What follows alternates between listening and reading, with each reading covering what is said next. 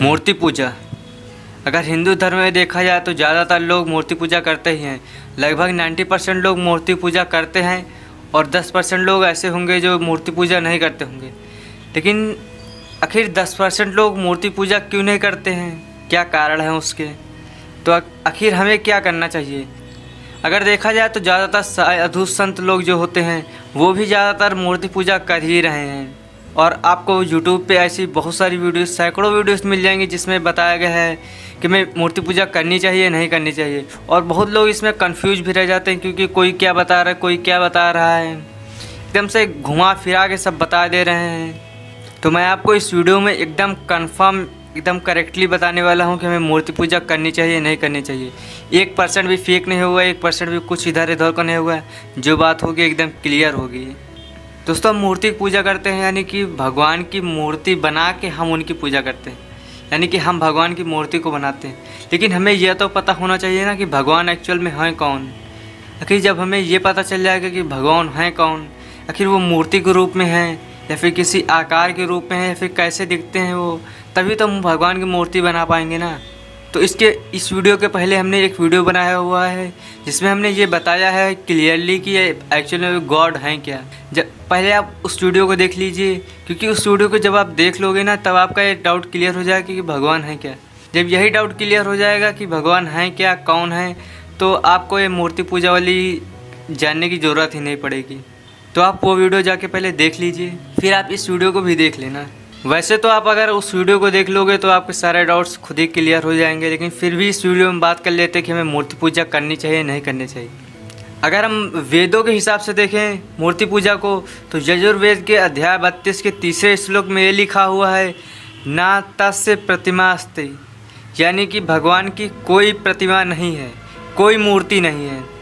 तो जब भगवान की कोई प्रतिमा ही नहीं है, कोई मूर्ति ही नहीं है, तो आखिर ये भगवान की मूर्तियाँ कैसे बना दी गई हैं? किसने देखा होगा भगवान को जिसने इस मूर्तियों को बना दिया होगा? और एक्चुअल में क्या भगवान दृश्य के रूप में हैं भी या नहीं हैं, या सिर्फ ऐसे ही ये मूर्तियाँ बना दी गई हैं, या फिर कल्पना है, या सिर्फ लोगों ने सोच के या फिर दुकान चलाने के लिए लोगों ने बना दी गई हैं? और आगे बात करते हैं, यजुर्वेद के अध्याय 40 के 8वें सर्ग में कहा गया है कि ईश्वर का कोई शरीर नहीं है, यानी ईश्वर शरीर रूप में है ही नहीं।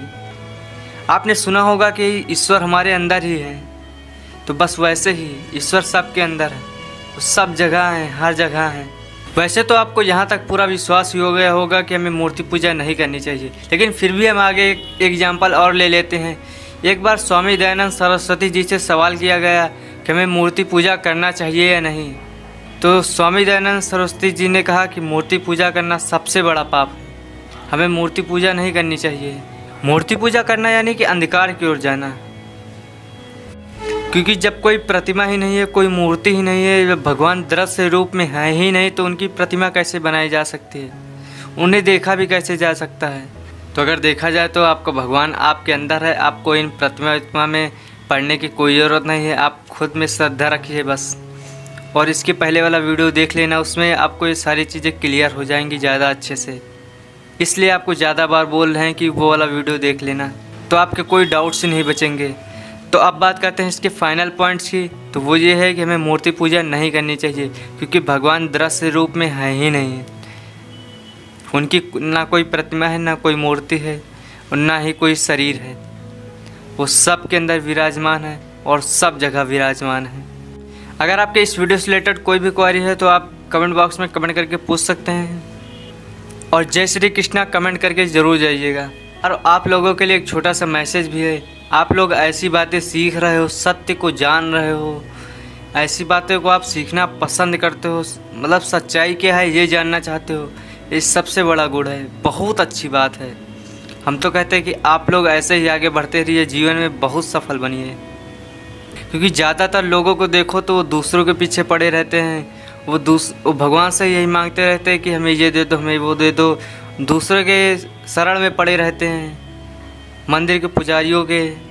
लेकिन आप लोग आत्मनिर्भर हो, आप लोग खुद को समझ रहे हो कि एक्चुअल में रियलिटी क्या है और फेक क्या है, अब दोनों के फ़र्क को समझ रहे हो, ये बहुत बड़ी बात है। तो आप लोग ऐसे ही खुद पर विश्वास बनाए रखिए और सत्य क्या है झूठ क्या है इसका फ़र्क आपको सही में पता होना ही चाहिए, वरना इंसान होने का फिर फ़ायदा ही क्या है। चलिए मिलते हैं किसी नेक्स्ट वीडियोस में, तब तक के लिए आप लोग अपना ख्याल रखिए, खुश रहिए, मस्त रहिए, मुस्कुराते रहिए और ऐसे ही अपना प्यार बांटते रहिए। Thank you so much.